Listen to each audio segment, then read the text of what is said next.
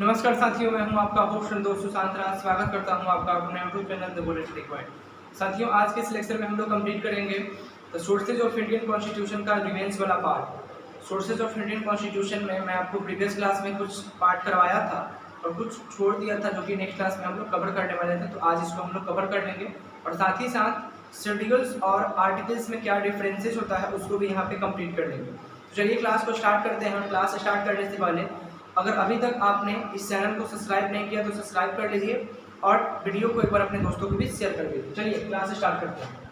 सबसे previous class में मैं आपको बताया था कि यूएसएसआर जिसको अभी वर्तमान में रसिया कहा जाता है, तो रसिया से हम लोगों ने फंडामेंटल, हमारे संविधान निर्माताओं ने फंडामेंटल ड्यूटीज वाला कॉन्सेप्ट उठाया था और साथ ही साथ जो आइडियाज ऑफ जस्टिस था, जो कि हमारे कॉन्स्टिट्यूशन में मेंशन किया गया है, social justice, economic justice and political justice की व्याख्या हमारे संविधान में की गई है। इसका आइडियाज हमारे संविधान निर्माताओं ने कहाँ से लिया था? यूएसएसआर से, मतलब जिसको रसिया कहा जाता है, वहाँ से इस कंसेप्ट को उठाया था। आगे नेक्स्ट है जर्मनी। जर्मनी से हमारे संविधान निर्माताओं ने फंडामेंटल राइट, जिसको कि हम लोग पढ़े थे कि फंडामेंटल राइट्स हमारे संविधान में कुछ अधिकार की व्याख्या की गई है, इसको और आगे डिटेल में करेंगे। तो fundamental rights are suspended during emergency, आपात के समय जो फंडामेंटल राइट है, फंडामेंटल राइट कोई लागू नहीं होगा। आपात के समय जो हमारा मौलिक अधिकार है, वो मौलिक अधिकार सस्पेंड हो जाएगा।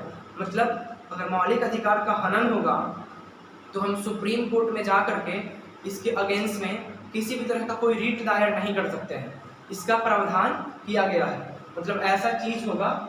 और इस कंसेप्ट को जर्मनी से लिया गया है। हमारे संविधान में इस चीज़ का जो बात किया गया है कि फंडामेंटल राइट सस्पेंड हो जाएगा इमरजेंसी के समय, इस वाले चीज़ का ये वाला कंसेप्ट हमारे संविधान निर्माताओं ने जर्मनी से लिया है। नेक्स्ट है साउथ अफ्रीका। साउथ अफ्रीका से election of members of the Rajya Sabha, Rajya Sabha के मेंबर्स का इलेक्शन किस प्रकार से होगा, इस कंसेप्ट को हमारे संविधान निर्माताओं ने साउथ अफ्रीका से उठाया है। उसके साथ साथ अमेंडमेंट ऑफ द कॉन्स्टिट्यूशन, हमारे संविधान में संशोधन का प्रावधान किया गया है। मतलब हमारा संविधान का जिस समय निर्माण किया गया था उस समय किसी पार्टिकुलर टॉपिक के ऊपर पार्टिकुलर चीज़ लिखा गया, मतलब उस समय के इन्वायरमेंट को, उस समय के समाज की स्थिति को देखते हुए उस समय कुछ कानून बनाया गया और अभी समाज की जिस तरह से सोच रखी गई थी उस तरह का समाज का निर्माण हो चुका है। तो अगर उस कानून में कोई बदलाव करने की चाह हमारे विधि निर्माता रख रहे हैं तो वो इस तरह का चीज़ कर सकते हैं। तो यानी कि अमेंडमेंट, संविधान में किसी तरह का कोई भी कानून बनाया गया, उस कानून में अगर संशोधन करना है, ठीक है, या संविधान में किसी पर्टिकुलर टॉपिक के ऊपर किस तरह का संशोधन करना है, इसका प्रावधान भी हमारे संविधान में किया गया है और इस वाले कॉन्सेप्ट को साउथ अफ्रीका से लिया गया है। नेक्स्ट है जापान। जापान से हम लोगों ने किस चीज़ को लिया है? तो concept of procedure establish by law, concept of procedure establish by law, यानी विधि द्वारा स्थापित प्रक्रिया, ये वाला कंसेप्ट जो है हमारे संविधान निर्माताओं ने जापान से लिया है। मतलब कि कोई बिल एक्ट कैसे बनेगा, उसमें उसको कौन कौन से प्रोसेस से होकर के गुजरना होगा, इस चीज़ का कंसेप्ट जापान से लिया गया है। जैसा कि हम लोग जानते हैं कि किसी भी बिल को एक्ट बनाना होता है, कोई भी बिल है उसको एक्ट बनाना होता है, तो उसको एक्सेप्ट द मनी बिल को छोड़ करके अगर कोई भी बिल है तो वो लोकसभा से पास होगा, राज्यसभा से पास होगा, मेजोरिटी के साथ पास होगा, लोकसभा से, राज्यसभा से भी मेजोरिटी के साथ पास होगा। उसके साथ जब उस पर प्रेसिडेंट साइन कर देंगे तब जाकर के वो क्या बन जाएगा? एक्ट बन जाएगा। मतलब किसी बिल को अगर एक्ट बनना है तो इस प्रोसेस से होकर के उसे गुजरना होगा। इस वाले चीज़ का कंसेप्ट जापान से लिया गया है।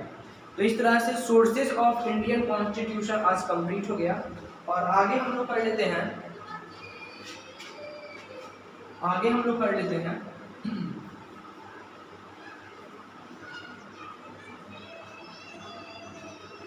What is the differences between articles. Articles क्या होता है? What is the differences between articles and schedules. Schedules और आर्टिकल्स में क्या डिफरेंसेस है, या फिर शेड्यूल्स क्या होता है, आर्टिकल्स क्या होता है, पार्ट्स क्या होता है, ये क्या होता है, तीनों चीज़ क्या होता है। तो अगर आप कॉन्स्टिट्यूशन का स्टडी किए होंगे तो उसमें देखे होंगे कि लिखा रहता है पार्ट 1, पार्ट 2, पार्ट 3, फिर उसके बाद इधर आर्टिकल्स लिखा रहता है और शेड्यूल्स बाद में आता है। मतलब मोटा मोटी जैसे कोई बुक ही आप पढ़ते हैं तो बुक का जो कंटेंट्स देखते हैं, जो फर्स्ट में कंटेंट्स रहता है, उस कंटेंट्स में लिखा रहता है चैप्टर 1, फिर चैप्टर का नाम, फिर पेज नंबर लिखा रहता है कि नहीं, बिल्कुल लिखा रहता है। चैप्टर लिखा रहता है, चैप्टर का नेम लिखा रहता है और पेज नंबर लिखा रहता है। पार्ट्स क्या होता है, तो पार्ट्स एक तरह से वही चैप्टर हो गया, जैसे चैप्टर 1, चैप्टर 2, तो भाग 1, भाग 2, मतलब चैप्टर हो गया पार्ट्स। आर्टिकल्स क्या होता है, तो आर्टिकल्स समझ लीजिए टॉपिक हो गया, मतलब वो हो गया चैप्टर हो गया, चैप्टर नेम हो गया। जैसे मान लीजिए अगर आपके साइंस के बुक में दिया हुआ है first chapter food and clothes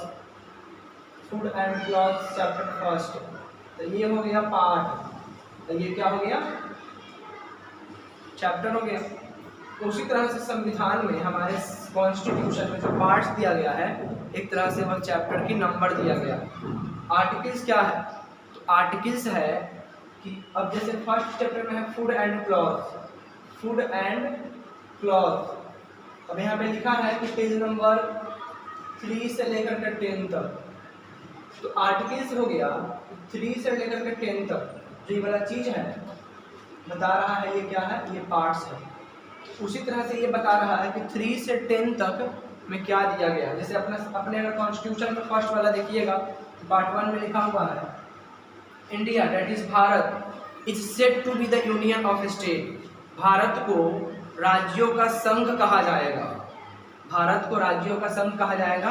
और कौन से आर्टिकल कौन से आर्टिकल्स मतलब है ये, कहाँ से कहाँ तक है ये, तो ये आर्टिकल्स 1 to 4 में बोला गया है कि India that is Bharat is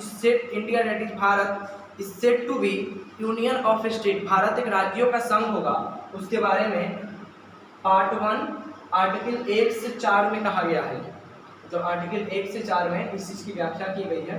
तो एक तरह से ये मोटा मोटी चीज़ बोल दिया कि कौन कौन सा स्टेट होगा इन फ्यूचर।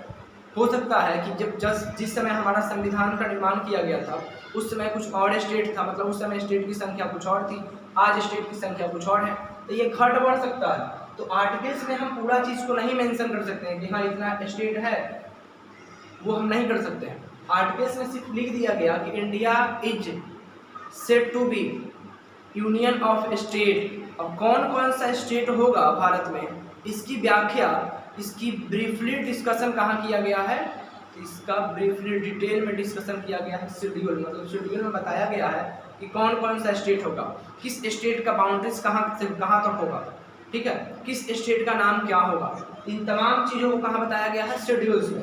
आर्टिकल्स में क्या है, आर्टिकल्स में मोटा मोटी चीज़ दे दिया गया, मतलब एक तरह से देखा जाए तो हाईलाइटेड चीज़ दे दिया गया। अगर जैसे चैप्टर नहीं है फूड एंड क्लॉथ, तो food and cloth first chapter में पढ़ करके अनुमान लगा लें कि अच्छा इसमें फूड और क्लॉथ के बारे में पढ़ना है, कौन कहाँ से कहाँ तक, तो पेज नंबर 3 से 10 तक है ये। उसी तरह से जब हम आर्टिकल्स को पढ़ेंगे तो आर्टिकल्स में लिखा हुआ है फर्स्ट आर्टिकल पार्ट 1 में लिखा हुआ है India is said to be article union of state. उसमें जब हम पढ़ेंगे तो यह बोलेंगे भारत राज्यों का संघ होगा, यानी कि कुछ भारत में राज्य होगा और उन राज्यों से मिल करके भारत का निर्माण होगा। तो ये कहाँ से कहाँ तक आएगा, तो ये आर्टिकल 1 से 4 के बीच में आएगा, 1 से 4 तक में आएगा, ठीक है, यही हो गया आर्टिकल्स। अब शेड्यूल्स में क्या है, तो शेड्यूल्स में है कि भारत कौन कौन से राज्यों से मिल करके बना हुआ है, उन राज्यों का फुली डिस्कशन इस शेड्यूल में दिया गया है। हो सकता है कि आज से 5 साल बाद राज्यों का संख्या पॉपुलेशन बढ़ेगा, तो राज्यों का संख्या बढ़, मतलब कोई स्टेट में किसी स्टेट का पॉपुलेशन बढ़ा तो उस स्टेट को वहाँ पे 2 स्टेट, उसको अलग अलग करके 2 स्टेट बना दिया गया, उस स्टेट का बाउंड्रीज बढ़ा करके और उसको 2 स्टेट बना दिया गया। तो आगे फिर स्टेट का संख्या बढ़ गया, तो स्टेट का संख्या बढ़ गया तो इसमें तो हम कुछ नहीं कर सकते हैं, लेकिन यहाँ पे स्पेस है तो इसमें हम क्या कर सकते हैं, बढ़ा सकते हैं, ठीक। कोई भी अमेंडमेंट होता है अमेंडमेंट होता है तो पहले कुछ और चीज़ लिखा हुआ था, अभी हमको उसमें कुछ और मेंशन करने की ज़रूरत है, तो वो शेड्यूल में मेंशन होता है, आर्टिकल्स में कोई चीज़ मेंशन नहीं होता है। आर्टिकल्स का नंबर वगैरह है, अगर उसमें इस तरह से तो बढ़ा दिया जाता है, या उसमें मेंशन रहता है तो उसका आगे नंबर बढ़ जाता है। तो किसी भी जैसे इसका ब्रीफली डिस्कशन कहाँ मिलेगा? शेड्यूल में। आर्टिकल्स क्या है? तो मोटा मोटी वह बताया है कि इस पर्टिकुलर टॉपिक क्या है, संविधान के पर्टिकुलर इस टॉपिक में किस चीज़ के बारे में बोला गया है, और उसका ब्रीफली डिस्कशन कहाँ है? शेड्यूल्स में। आई होप आप लोगों को आर्टिकल्स और शेड्यूल्स समझ में आ गया होगा। आर्टिकल्स मोटे तौर पे आप बोल सकते हैं कि आर्टिकल्स एक हाईलाइटेड टॉपिक हो गया होगा। आर्टिकल्स एक हाईलाइटेड टॉपिक, जैसे कि हम बात करते हैं पार्ट 2 का, तो पार्ट 2 में सिटीजनशिप के बारे में बोला गया है। पार्ट 2 में क्या बोला गया है? पार्ट 2 में बोला गया है सिटीजनशिप, नागरिकता के बारे में बोला गया है। अब नागरिकता के बारे में कहाँ से कहाँ तक बोला गया है? तो नागरिकता के बारे में बोला गया है सिटीजनशिप, नागरिकता के ये सब्जेक्ट हो गया, ये सब्जेक्ट हो गया। कहाँ से कहाँ तक बोला गया? 5 to 11 बोला गया है। तो यहाँ पे बोला गया है नागरिकता, मतलब भारत में अगर किसी को नागरिकता लेना है, भारत की नागरिकता लेना है, वो क्या करना होगा उसको, भारत का कौन नागरिक होगा। यहाँ तो सिर्फ बोल दिया गया नागरिकता, लेकिन शेड्यूल में इसके बारे में पूरी डिस्कस किया गया है कि भारत में कौन कौन से लोग रहेंगे, भारत में अगर किसी को भारत की नागरिकता चाहिए उसके लिए उसको क्या करना होगा। इन तमाम चीज़ों को 5 to 11 आर्टिकल्स और शेड्यूल में मेंशन किया गया। 5 to 11 आर्टिकल्स हो गया और शेड्यूल में इसको मेंशन ब्रीफली इसका डिस्कशन किया गया। तो इस तरह से ये हो गया शेड्यूल और आर्टिकल्स। आई होप आप लोगों को समझ में अच्छे से आ चुका होगा।